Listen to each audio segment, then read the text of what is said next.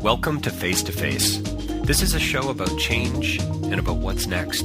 It's a show that wants to ask questions, peel back the layers of our average everyday experience, and go beyond scratching the surface.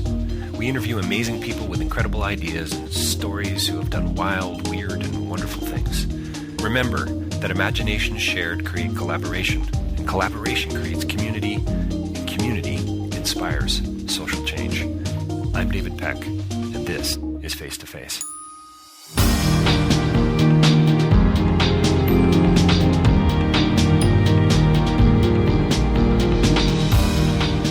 So my next interview is with Elisa Paloschi. She's a Canadian filmmaker who talks to me about a whole lot of things, including her new film, her delightful new film, Driving with Selvi. It's probably coming soon to a theater near you. They are on the road. The main character in the film, Selvi, and Elisa are out hammering the pavement, as it were, getting people out to see this. And what's really cool about this is it's connected to a campaign called Save a Receipt, and I'm hoping that you're going to look that up. You're going to check them out online, but more importantly, I hope you're going to get out to see the film. It's a film about staying present. It's about child marriage. It's about entrepreneurship and Selvi's desire to tell her story and to I guess you could say almost in a sense be a part of something bigger. There are lessons here for everyone.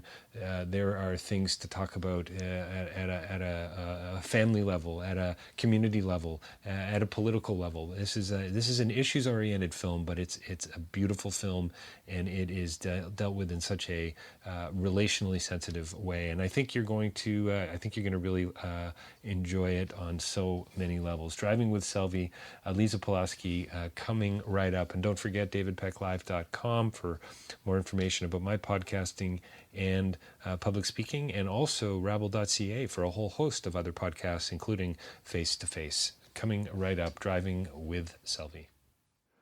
Well, welcome to Face2Face. We're joined by another very special guest here today, another filmmaker, another Canadian filmmaker. Elisa Paloschi is here with us to talk about her new film, Driving with Selvi. Elisa, thanks for taking the time today. No, thanks for having me. And you're calling in from way beyond the Torontonian borders of Kingston, I believe. Is that right? That's right, yeah. We're in Kingston for the next few days for a couple of screenings at the Screening Room.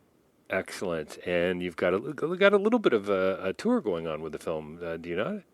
Yes, that's right. Well, we've just come from Europe, where we screened in London and Brussels and Rotterdam, and we've did a week at the Bloor Cinema in Toronto, and now we're in Kingston, and we're going on to Ottawa Wednesday night at the Bytown. And then we head to the States. We're going to be in Colorado, Providence, and Salem. Oh, that's great. That's fantastic. Mm-hmm. And then you're coming back to Hot Dogs, aren't you? Back to the Bloor Cinema in Toronto? Yeah, that's right. We got 2 more nights there, November 24th and December 1st. Fantastic. Well, listen, congratulations. I hope everybody sees this film. I thought it was delightful and on so many levels. And you know, you're dealing with such a serious subject matter and some pretty troubling things going on in the world out there, and yet you do it in such a beautiful human way. And I can imagine the feeling in the theater when the film ends. And there's got to be this. I'd like to think there's got to be this sense of hope, and that that we are all in this together. And that's certainly what I felt watching the film. But I don't know how you can't with the main character in the film. She's just so wonderful and delightful, and such a beautiful smile. She is incredible. Her courage and her spirit are so strong, and she's traveling with me right now. So we've been on the road for about 3 weeks, and we've got 2 more to go. And everywhere, every audience that meets her is just sort of dumbstruck in awe. And she gets extremely long standing ovations, and she's just wonderful. Oh, that's cool. That's really cool. I want to talk about the campaign in a way in a couple of minutes here that you guys are sort of in the middle of. But tell us a little bit about South India's first female taxi driver. Well, Selvi was a former child bride. She was forced to marry at 14 to a very violent man. And she ran away a number of times back to her family, and her family would always send her back. And the last time she ran home, her brother basically said to her, go back to your husband or kill yourself. And she chose to kill herself, and she went out to the highway, and she was waiting for a bus so she could throw herself under it. But when the bus approached, instead of throwing herself in front of it, she actually raised her hand and flagged it down, and she got on the bus instead. So that gives you, a little idea of what a survivor she is, and just her instinct to stay present. So she ended up eventually in a women's shelter called Odinati, and that's where I met her. I went there to do some volunteer work. And at the time, I hadn't made a film in 10 years, and I had no intention to do one again. But basically, the directors of the shelter found out I had this video background and asked me to make something.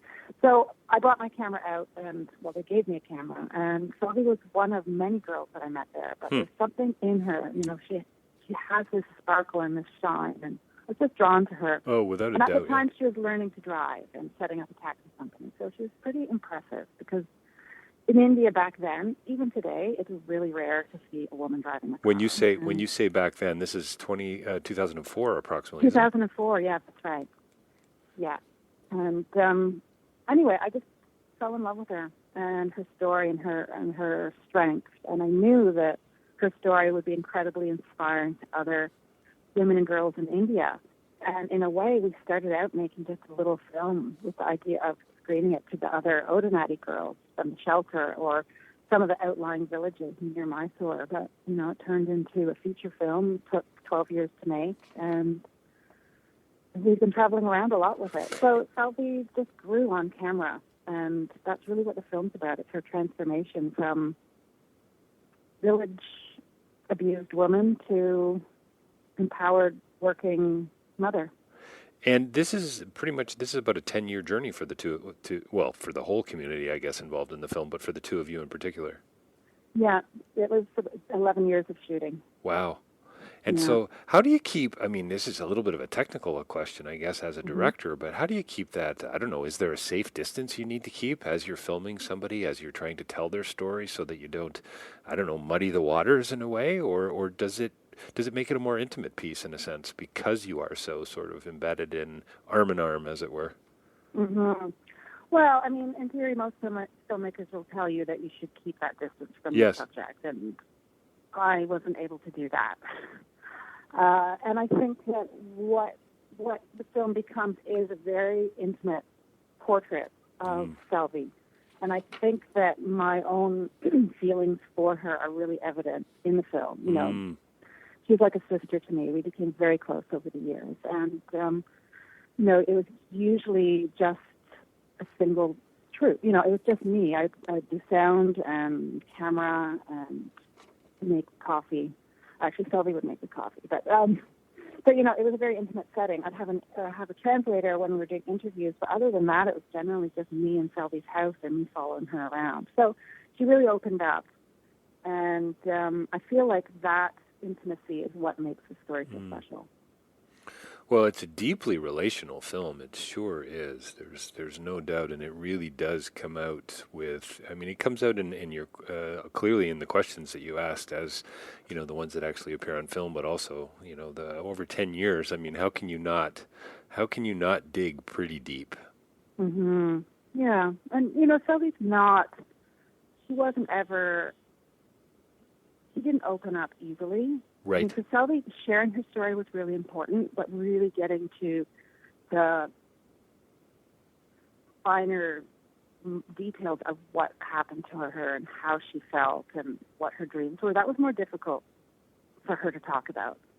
And even today, she really doesn't like to bring up the past. Right. When people ask her, often she'll say, I'd rather talk about the future. I'm dreaming about the future, not the past. And I wonder if she was chatting with us now, if she was a part of the conversation, if she would say that's part of the reason why. I'm blown away at how positive she is. There's a line near the end of the film where she says, "I'm a lucky girl." I know. I just laughed out loud. I just went, that's because I'm not like that. I've got this, as my wife Elizabeth would be only too, and my kids pleased to tell you, I've got this darker melancholic side, right? Yeah, me too. And yet here's this woman who from a very young age was essentially rejected and not included on so many levels, and yet she's just got this smile that embraces every room she probably walks into. Absolutely. Am I overstating? Not at all. Not at all. And it's not just a smile; it's her warmth. It's her warmth. It's she her loves way. People. Yeah. And she loves connecting with people. And maybe that's partly because of the rejection she had from her mother and her family, from as an infant even, not just as the 14-year-old child bride. Well, I definitely whenever I'm feeling melancholy and negative or angry about something, I do think about Selvi a lot. Sure. And she's such a mentor to me in that sense. Well, and this is the inspirational edge to I don't know, connecting with others, I guess, and reading great stories and watching great film, right? I mean, isn't this kind of why we do it in a sense? Why, and this is a question for her, and I don't think it came up in the film, and maybe it kind of sort of does. You mentioned her being a fighter and so on. She put her arm up. She didn't throw herself under the bus. I mean, have you ever gotten to the bottom of that? Was it a moment? Was it a thought? Was it a memory? Was it a sense that there's got to be something more that stopped her from taking that next step? I think it was really pure instinct. When she talks about it now, it's really about she wanted to prove her worth. Right. And she wanted to prove that she was worth more than staying in that bad marriage or killing herself. And she wanted to do something with her life and prove that they were wrong. Her family was wrong to insist that she would be dead those were the two choices she was given. And she was like, no way, that's not who I am. It was kind of like her statement of saying, listen, I am worthy. I am included. I am a part of this thing called life. Exactly. There's a moment where she says that she doesn't, and I couldn't help but, I've got an 11 and a 9-year-old, and she said, I don't even remember my father's face. And then she talks a little bit later about the disconnect with her brother. I mean, that's an understatement. And then about her mother and how she's so poorly treated and mistreated. And, I interviewed Deepa Mehta recently about her new film, Anatomy of Violence. And I said at some point, Deepa, I just kind of got this sense that so many issues around the world are connected to really crummy parenting. Really poor parenting, the way we mentor our kids, the way we direct them and what we teach them, implicitly and explicitly. And I mean, your film just touches on so many things and tells this beautiful story at the same time. But what's your sense about that? I mean, is this idea of solid parenting? Where does that play into these, bigger issues? Well, I mean, those are our formative years. I think that somehow Selvi managed to. I don't know, she's managed to come at the other side of terrible parenting and in a positive way. But I think that she's quite unique in that. But she's also she's got 2 children now. In the film, you meet Hediga, who was 2 to 4 years old at the time. But now she's got a second daughter who's 2 years old. And she is so dedicated to them. And I know that, everyone goes, oh, to dedicated, but it's not true. Like, that's not the case. So I'm really amazed at Selvi has, how Selvi has been such a great mother. She has role models. And she has, she didn't know what a good parent meant. So somehow Selvi managed to come out the other side. Of course she's got demons, and who knows exactly what they are. And she'll always deal with that sense of rejection. Definitely affecting her. But so do you think Selvi's sort of healing? Obviously, it's all of our, we all are broken vessels of one kind or another, and we find our ways back to healing and back to relationship in a variety of different ways. But do you think it had something to do? And you certainly also communicate this really beautifully. The community at Odnadi, the some of the folks that she did meet there, some of the good male role models that she had in her life. I mean, this sense of community. So I guess my question is, in a sense, her healing came out of that almost, or at least some of it did. Absolutely, yeah. Selvi really needs community. She needs people around her. She needs to have that sort of exchange and that sense of belonging. And she was lucky to have found Ordinary and to have met Starring Parshu, who became great role models for men to her, and like her brothers and her family. And she's got that now with her current husband. She remarried 7 years ago. That's in the film as well. And he's a really wonderful man as well. And she's part of something bigger. It's not just herself. So community is really important to her. And I think community is much more important in India than in Canada. I think a lot of people live as, and that's likely to happen within Indian families. Yeah. There's a moment, and just to sort of connect it kind of to her how positive her positive spirit, her love for life. I mean, it comes through in so many ways, and I don't want to devalue the pain and the trauma that she experienced over the years. But she says to you maybe, or to someone else, that if she hadn't married her first husband, she would never have met, and I don't know if I'm going to pronounce it right. Is it Vijay, her husband, her new husband? Yeah. She would never have met him. So there's this sense in which, for her, this is all just a part of my story, and this is a part of who I am, and this is why I'm where I am today. And there's almost a sense of, I don't know, can I say gratefulness? That is really quite profound and quite beautiful. Yeah, she really does take her story and use it to the best she can. And it was actually what you just said. What she says, if I hadn't married that first husband, I would have never met Vijay, and I'd never be where I am today, meaning driving. And for me, that was actually a pivotal moment in the edit suite, because I've been really struggling at finding the story, the true story, because it was really simple. But it was that made me realize, her saying that, is that transformation that you live. And that is such a great example of how she's healing and how she's able to move forward, even though her past was so horrific. So that positive outlook and that gratefulness is constant. I think that it's getting growing within her. The more she heals, the more she's able to be grateful for her story, for her past. I've I guess we've all taken a lot of cab rides over the years. I don't think I've ever taken a cab ride with a woman taxi driver. And really? I don't think so. I was reflecting on that, and I've certainly traveled the world, quite a few different countries, tuk-tuk drivers, the whole works. So I guess my point being is she really is somebody who is, I don't know, stepping outside of the status quo, I guess, in that sense. And I love how near the end of the film, maybe right near the end of the film, she's talking about getting a fleet of of vehicles that she wants to, work with and manage. And I so wish her well with that. But I love her tenacity and her desire for something else and something, other. Yeah, she's always looking at how she can grow and, what she can do next. And, during the Q&As after our screening, she always is asked, "So, do you have a fleet?" And the answer to that is actually no.